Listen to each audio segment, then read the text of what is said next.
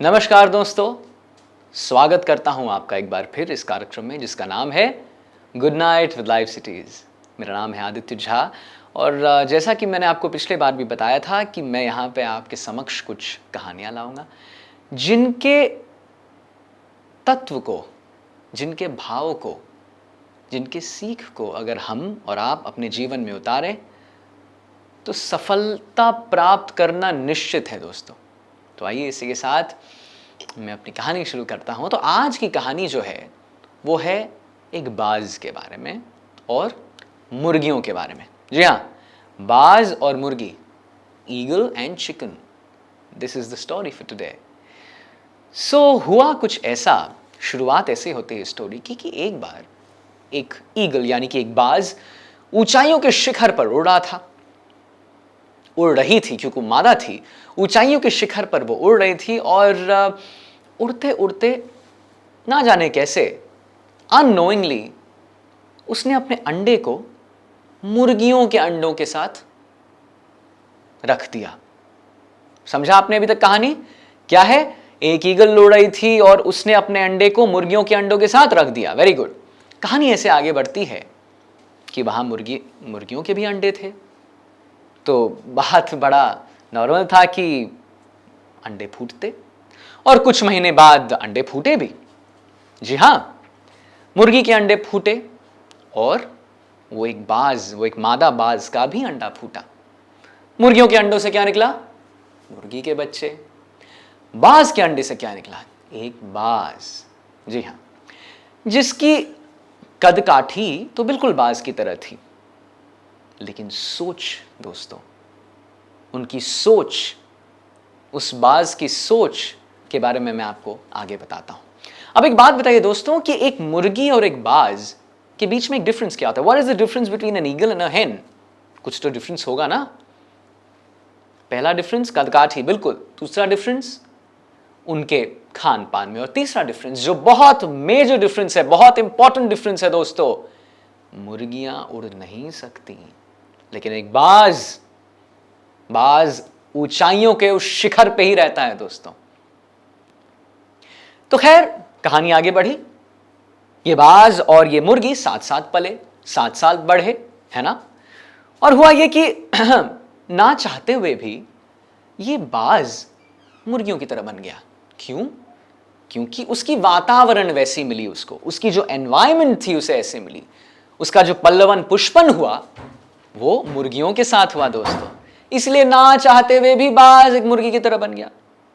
वो नीचे देखता और सामने देखता। नीचे क्यों देखता? दाना चुगने के लिए। सामने देखता कि कौन कहां है, बचने के लिए कि कोई पकड़ ना ले, भागने के लिए। बाज भी बिल्कुल वैसे बन चुका था। अब कुछ दिनों बाद, कुछ महीनों बाद एक किसान ने इस बाज और मुर्गियों को देखा और वो समझ गया कि अरे ये कोई मुर्गी नहीं, ये तो बाज है। अरे ये तो बाज है, मतलब ये यहां के लिए बना ही नहीं है। और उसने ठान लिया कि ना, मैं इस बाज को मुर्गियों के साथ तो नहीं रखूंगा। नहीं, इस बाज को ऊंचाइयों के शिखर पर अगर जाना है तो मैं उसकी सहायता करूंगा। और ये इस बाज को उन मुर्गियों के बीच से ले गया और दूर के चट्टान पे इस बाज को लेकर उसने उसे वहां से छोड़ दिया। कि उसे लगा कि भाई अब ये समझ जाएगा, इसे पता है कि ये बाज है और ये बहुत बहुत बहुत ऊंचाइयों तक उड़ेगा। लेकिन हुआ क्या दोस्तों? वो बाज ऊपर से नीचे धप, ना वो कभी उड़ा, ना उसने अपने पंख फैलाए, ना फड़फड़ाए, कुछ नहीं, ऊपर से नीचे धप आके गिर गया। ऑफ कोर्स ऐसा नहीं था कि वो जो किसान था उसने इस बात का ध्यान नहीं रखा था। ऑफ कोर्स उसने नीचे कुछ बिछा रखा था जिससे उसे चोट ना आए। एक बार, 2 बार, 3 बार, ना जाने 5, 6, 10 कितने बार उसने सेम चीज किया और वो बाज बिल्कुल ना पंख फड़फड़ाता, ना अपने पंख फैलाता और वो नीचे ही गिर जाता हर बार। किसान को लगा कि अब मैं क्या करूं। किसान ने सोचा, अच्छा मुझे एक काम करने दो। हो सकता है बाज की आदत हो कि वो घने वृक्ष पे रहते हैं और ऊपर चट्टानों के वृक्ष पे रहते हैं। अगले दिन वो उसे वहां ले गया और चट्टान के जो वो वृक्ष था वहां पे उसे रखा। थोड़ा दिन उसे मतलब थोड़ी देर उसे समझाया कि भाई देखो क्या है कैसा है, और फिर वहां से उसे ढकेल दिया कि अब तो समझे, अब ये अपने पंख खोलेगा। लेकिन नहीं दोस्तों, उसने अपना पंख नहीं खोला। 1 2 3 4 5वीं बार जब उसने ये कर दिया तो उसे लगा ना, अब मैं इस बाज को हानि पहुंचा दूंगा, क्योंकि 2 दिन से तो ये सिर्फ गिरे जा रहा है। शायद इसकी क्षमता, अपनी उस क्षमता को, दोस्तों ये बहुत बड़ा शब्द है जो मैं यूज कर रहा हूं, ये कहानी में आगे आपको पता चलेगा, क्षमता को भूल गया है। हुआ यूं कि वहां से एक वाइज पर्सन जा रहे थे, एक आदमी जा रहे थे, और उन्होंने वो देखा कि कर क्या रहा था, और उन्होंने पूछा कि भाई ऐसा क्या कर रहे हैं आप? तो बोले कि अरे देखिए क्या है साहब कि ये मुर्गी नहीं है, लेकिन क्या हुआ कि इसकी माँ ने उसे मुर्गियों के साथ रखा और इसे नहीं पता है, इसे अपने क्षमताओं का एहसास नहीं है साहब कि ये नहीं उड़ पा रहा है, ऐसा नहीं, उड़ना नहीं चाह रहा है, लेकिन मुझे लगता है कि नहीं, शायद इसमें कुछ परेशानी है, शायद इसी में कुछ इंटरनल कुछ प्रॉब्लम है कि उड़ नहीं सकता। उस आदमी ने कहा कि लाओ मुझे दो, और उस आदमी ने दोस्तों उस बाज के गर्दन को पकड़ा और धीरे धीरे उसे ऊपर की तरफ दिखाना शुरू किया। अब उस बाज की गर्दन ऐसे नहीं थी ना ऐसे थी, वो ऊपर की तरफ देख रही थी। वो बाज बड़ा छटपटाया, उसे बिल्कुल अच्छा नहीं लगा। सूर्य की किरण, सूर्य की रोशनी उसे बहुत जला रही थी, उसकी आंखों को जला रही थी। उसने कभी ऊपर नहीं देखा था दोस्तों, उसने कभी नहीं देखा था कि ऊपर का दृश्य क्या होता है, कभी नहीं। तो उसे उस चीज से बड़ी बड़ी नफरत हो रही थी, वो नहीं करना चाह रहा था इसे। लेकिन वो आदमी रुका नहीं, उसने कहा नहीं। उसने गर्दन उसे पकड़ के सिर्फ और सिर्फ ऊपर दिखाया और दिखाते रहा तब तक जब तक उस बाज ने अपने पंख को फैलाया नहीं, और करते करते वो धीरे धीरे दोस्तों ऊंचाइयों के शिखर पर उड़ने लगा। वो चट्टान जो उससे कई मील दूर था, अब उसके लिए कुछ नहीं। और यहां मैं अपनी कहानी को समाप्त करता हूं। चलिए आइए मैं और आप अब बात करते हैं इस कहानी के सीख के बारे में। क्या है इस कहानी की सीख? कुछ समझ में आया? नहीं ना?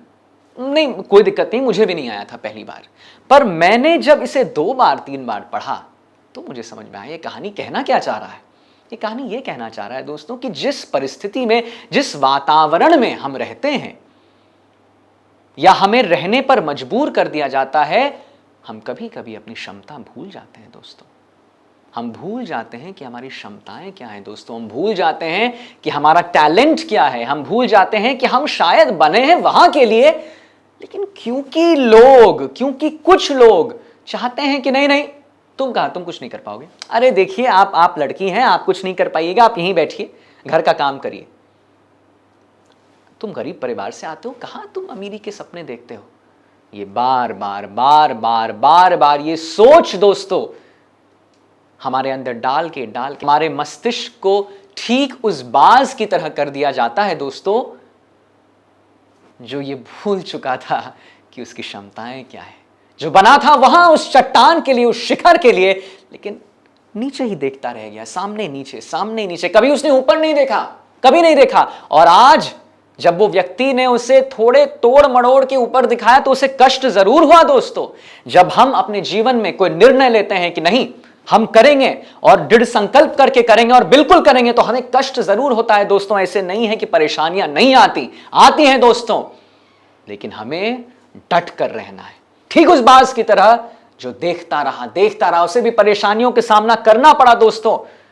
वो सूर्य का किरण उसके आंख को जला रहा था, लेकिन वो रुका नहीं, और आज शायद वो किसी चट्टान से ये सब देख रहा हो। तो दोस्तों इस कहानी से सीख हमें यही मिलती है कि हम जिस वातावरण में रहते हैं हम ठीक वैसे ही बन जाते हैं। हमें अगर सफलता पानी है, हमें अगर अपना नाम बनाना है, कुछ कर दिखाना है दोस्तों, तो हमें इस बात को ध्यान देना होगा कि हम अपने दोस्तों को कैसे रखें, कि हमारे दोस्त कैसे हैं, हमारे प्रियजन कैसे हैं। क्या वो ऐसे हैं जो चाहते हैं कि वो भी आगे बढ़ें और हम भी आगे बढ़ें, कि वो वैसे हैं जो कहें कि ना तुम कुछ नहीं कर सकते, तुमसे नहीं होगा, तुम गरीब हो, तुम लड़की हो, तुम्हें तो चूल्हा देखना है। भगवान की कृपा है कि आज वो समय चला गया।